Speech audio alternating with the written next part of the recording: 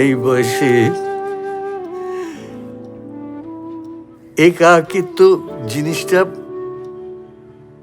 বড় ভয়ঙ্কর। আমার সমসাময়িক বন্ধু বান্ধব যারা, তারাও তো সব এক এক করে চলে যাচ্ছে। ওখানে আমার সঙ্গে তো ঝগড়া করারও কেউ ছিল না। আমার জামাটার গন্ধ শুকিয়ে যে কাচতে ফেলে দেবে তেমন তো কেউ ছিল না।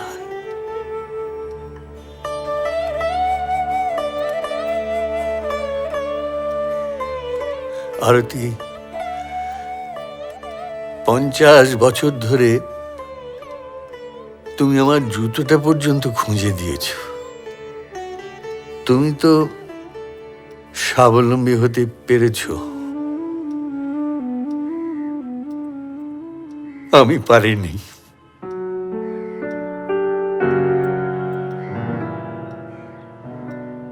আমাকে ক্ষমা করতে পারবে? তুমি বন্ধুর সঙ্গে যাওনি? না, ক্যান্সেল করে দিয়েছি। ঠিক করলাম ইজিপ্ট দেখতে হলে একসঙ্গে দেখব। মধ্যরাতে সূর্য দেখতে গেলে একসঙ্গে যাব, একসঙ্গে দেখব। তবে তার আগে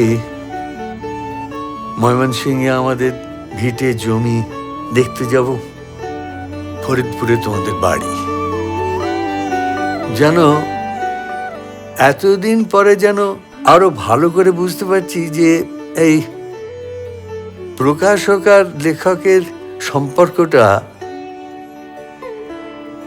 স্বামী স্ত্রীর মতো। লেখক থাকে ভেতরে আর বাইরে থাকে প্রকাশক।